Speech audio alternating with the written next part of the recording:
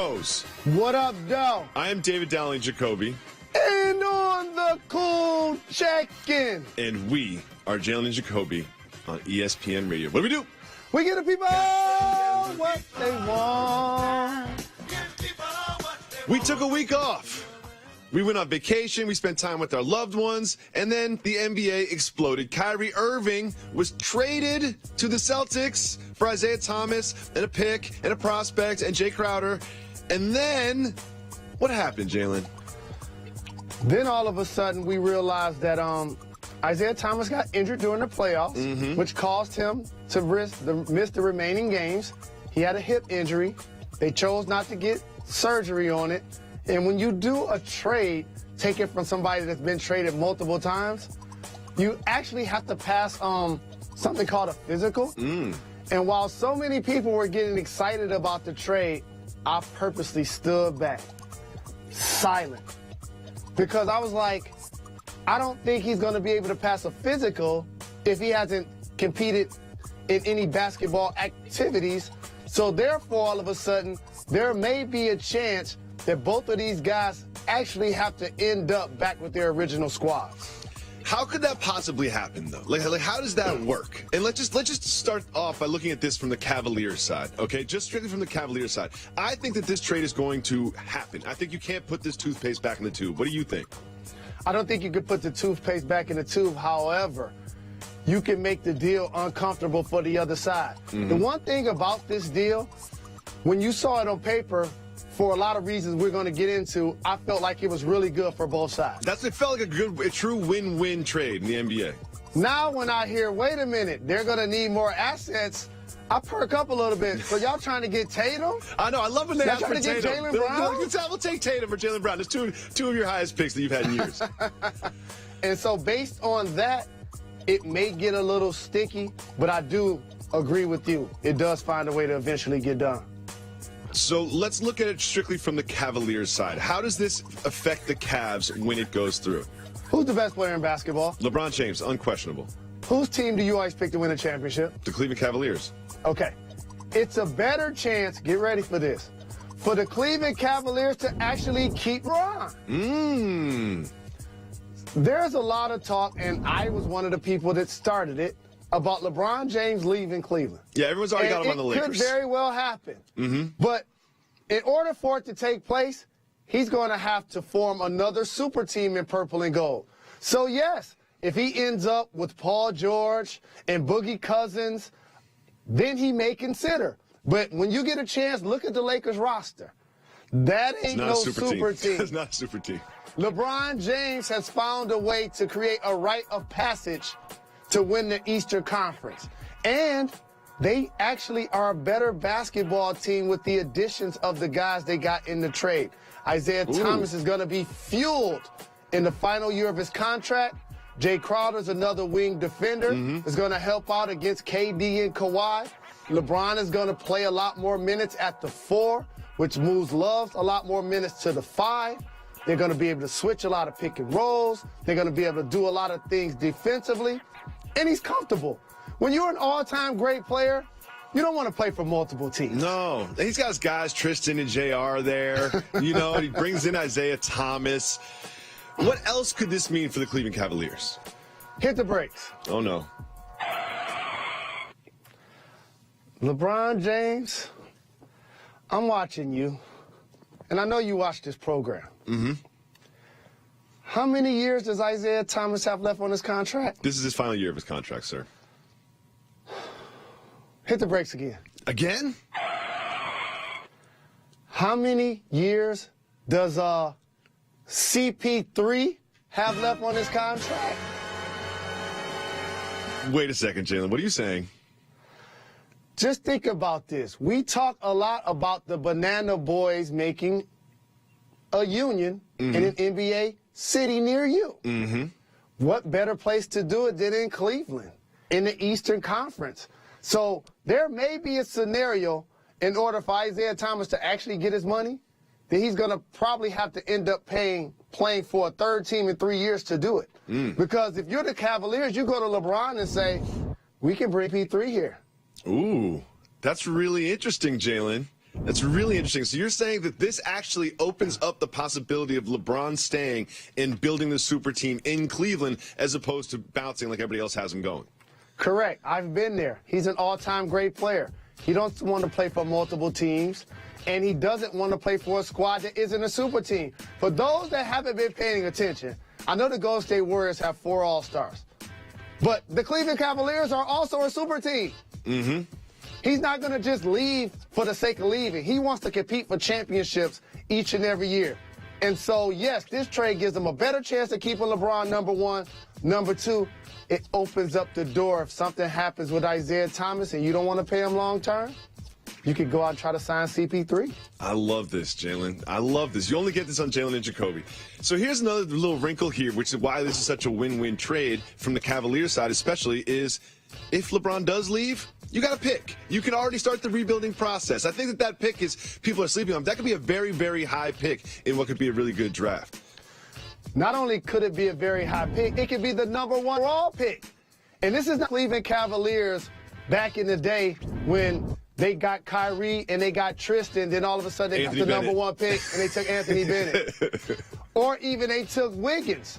This is the Cleveland Cavaliers that's been to 3 straight NBA Finals, won the championship, having an opportunity to have the number 1 pick. This is unheard of. The last time I remember a team being in this position was the early 80s Lakers, when they were able to get James Worthy after making it to the NBA Finals. So now when you look at this team, let's just take a look at their roster really quick. If this trade goes through, which we both believe it will, you look at this roster, you've got Isaiah Thomas, J.R. Smith, LeBron James, Kevin, Tristan Thompson starting. What you really do is you build your bench. Crowder coming off the bench, Kyle Korver coming off the bench, Derrick Rose coming off the bench, and you think they might even add somebody else. Oh, he's not, Dwayne Wade not on the team yet? No, he's not on the team yet. He's not on the team yet. That ain't at the bottom of the ticker? No, not yet. Not yet. But he is meeting with LeBron. He's meeting with LeBron. They're having dinner in Los Angeles this weekend. You think he'll come up? That's going to happen. Dwayne Wade, by the time the playoffs come, worst case scenario, will be on the Cavs. Best case scenario, he'll be there ASAP. But again, as we noted, this trade, really good for both sides, in particular the Cleveland Cavaliers, because it solidifies the current climate of them trying to be a contending team. The future, as you mentioned, number 1, keeping LeBron. Number 2, keeping the door open for CP3. Number 3, a motivated Isaiah Thomas in the final year of his contract. This should be fun. This should be a lot of fun. And obviously, as you mentioned, the chance to get the number 1 overall pick from the Nets. So the Cleveland Cavaliers did a terrific job of parlaying an asset into something you usually aren't able to do when a player comes out and says they want to be traded. When we come back, we'll take a look at this blockbuster trade that hasn't happened yet from the Celtics side. That's next on Jalen and Jacoby on ESPN Radio. Explain the plot to The Matrix. So really it was about your ability to transform. We're good friends. We spend a lot of time together. Every time I've seen a movie with you, you have done what? Order popcorn. Fallen asleep. Immediately. I'm starting to think that you have never seen a movie in your entire life. I'm starting to think that you've never seen a movie from start to finish in your entire life. This past weekend, you cannot explain the plot to any film. This weekend, I just saw The Accountant with Ben Affleck. With who? Ben Affleck.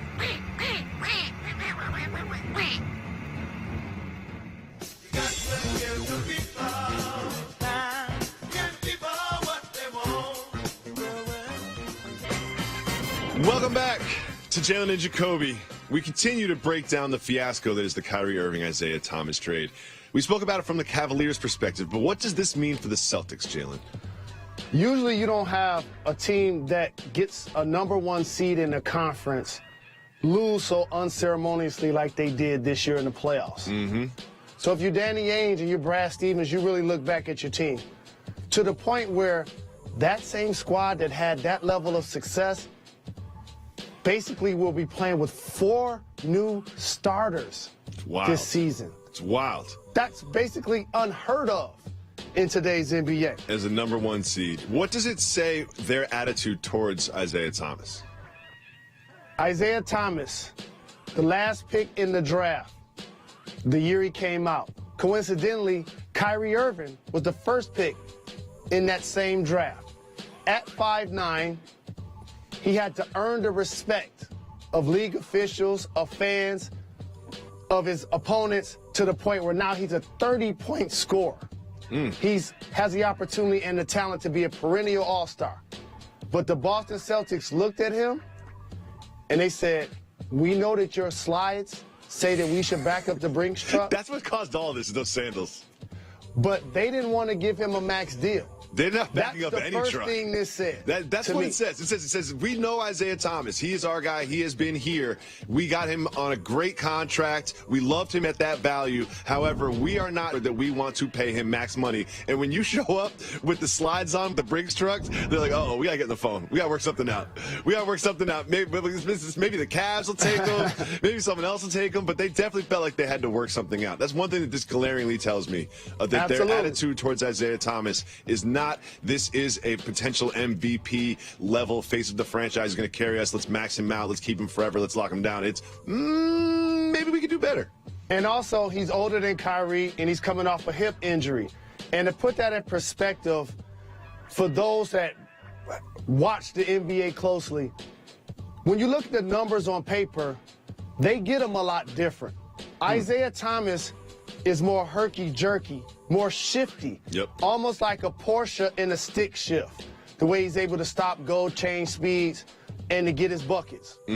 Kyrie Irving is more like a luxury vehicle, like a Mercedes-Benz. It's no wasted effort, no wasted motion. Their numbers still speak for themselves. Kyrie's 25-5, Isaiah's close to 30. But how they get the numbers are a lot different as basketball players. One thing that's certainly the same is neither of them really want to play defense. You know, that's one thing. They both can finish in the rim. They have very different offensive games. They put up numbers, but neither of them is exactly a defensive stopper. I'll tell you that much. So now that you look at this team, and as you mentioned, 4 new starters. If this trade goes through, they have 4 new starters. Talking Marcus Morris is there, Gordon Hayward is there. With a team that already has this much success, could this much change set them back? I don't think so, because when you add Kyrie, now to go with Gordon Hayward, both of those guys were in the All-Star game this past year. There's going to be a familiarity with Gordon and his college coach, Brad Stevens. They solidified their backcourt of the future. In the league, when you look around, the elite level teams, other than the Cavs, have 2 backcourt players that put in work and can get you 20 to 25 points on a given night. The Splash Brothers in Golden State, Mama's Boys in Portland. Look at the Rockets now. The Rockets with CP3 and James Harden. Toronto with Kyle Lowry and DeMar DeRozan. So they now put themselves in that level of position, and it's going to be exciting for the fans. It will be really exciting for the fans. If this actually happens, they're still looking at the hip. They're still sort of like negotiating, staring each other down. Do you think the Celtics will add another asset, like a second-round pick or something like that? I think they'll add another asset. It's not going to be what we're hearing. It won't be Tatum. It won't be Jalen Brown. If that's the case, then you put the toothpaste back in the tube and you figure it out another day. Exactly. But this gets done, but I don't think it gets done for that level of an asset. So you think it'll be like a second-round pick? Do you think it'll be a future first-round pick? I think it probably ends up being a second-round pick. And that's the other thing that this trade allows the Celtics to do. The third thing is it opens up the opportunity to develop their young players. They've acquired so many assets over the last couple of years. Now when you look at their roster, Marcus Smart, Rozier, Jalen Brown, Tatum, it gives those guys an opportunity to play quality minutes and earn their keep. Before this trade, if you're Isaiah Thomas, you're saying, look at these new pieces that we've added. We were the #1 seed last year. We had some injury problems in the playoffs. This is our run at the finals. I'm so excited to play out my contract year in the green in Boston. And then you get traded, and you're like, wait a second, wait, what? I guess they don't really look at me the way that I thought they looked at me. I guess they don't want to back up the Brinks truck for me. And then if this doesn't go through, if he has to go to training camp in Boston, what will that feel like and how will that affect him? Awkward. But here's the thing. He's a professional. He's a productive player. And you don't take it personal. It's something that you have to acquire as a professional athlete. And we're talking about it in sports, but this is also a life skill you learn from playing sports. for Isaiah Thomas, he has to go out and realize that, wait a minute, I played for this basketball team. I dealt with a tragedy with my sister. I put everything on the line, and then they just moved me like that. And so that's where now you have to always pay attention to. The name of the team is on the front, but you must protect the name on the back of the jersey also. And I think he's going to garner that lesson from this situation, because if the scenarios go the way I just professed, either he's going to get a big deal with the Cleveland Cavaliers, and or he might be playing on his third team in 3 years to actually get his money. I love that you're already seeing this trade going through, seeing the Cavs play the whole season, and then seeing them lose Isaiah Thomas to get a max deal somewhere else and bringing in Chris Paul. I love this show. When we come back, we've got more.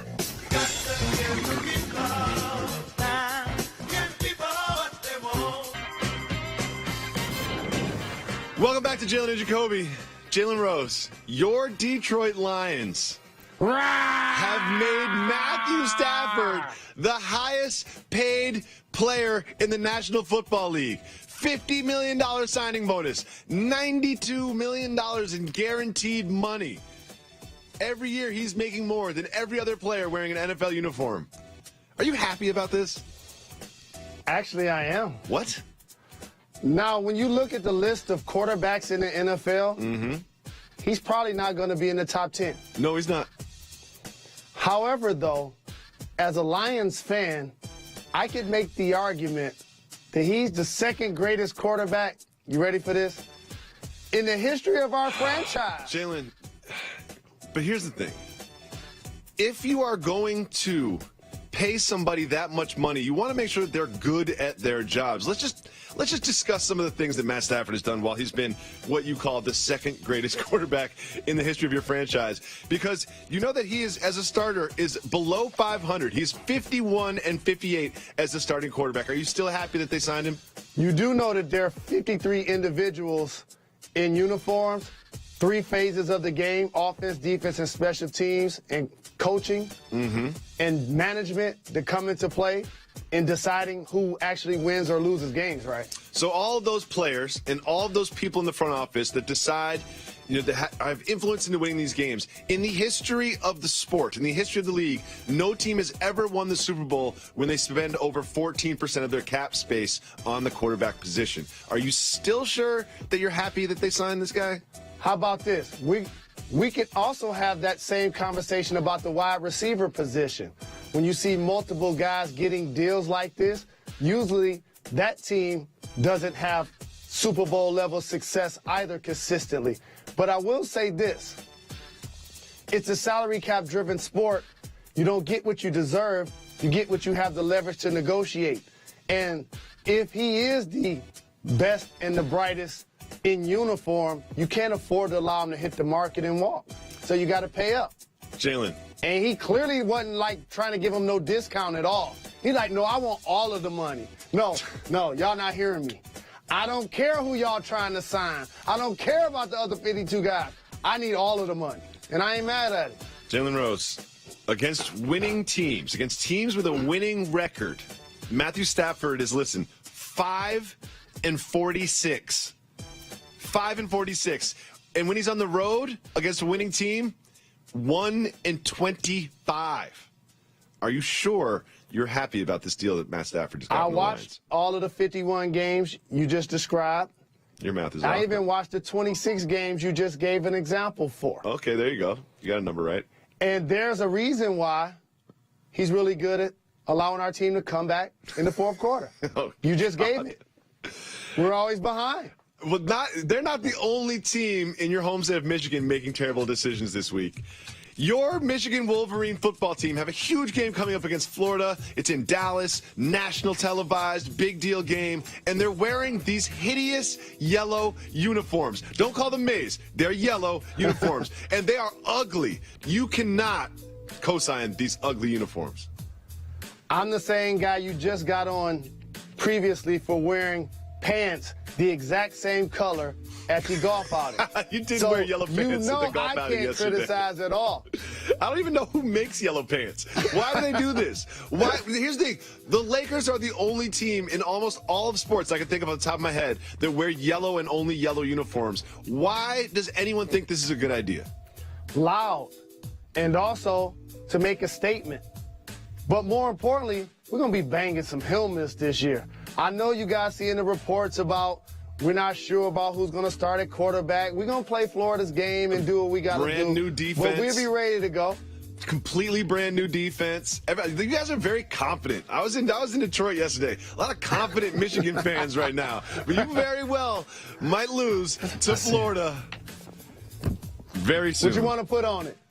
Thought so. Oh, I want you to wear those yellow pants on television if they lose. Your full yellow suit. The full yellow thing. Will you do it? They don't need to lose for me to do it. You know that Russell Wilson had a bet with Doug Baldwin that he wouldn't wear a do-rag to the McGregor-Mayweather fight. And he wore a do-rag. Doug Baldwin owes him $100. How comfortable did he look in a do-rag? I was disappointed they still trying to get him to validate his street cred. Oh, It no. almost was like an episode of The Fresh Prince going back to the hood. Who looks more comfortable in a do-rag, Russell Wilson or David Jacoby? David Jacoby. I don't think so. We'll be back tomorrow on Jalen and Russell Wilson Jacoby gonna go off this to season. give the people what they want. Future was somewhere like,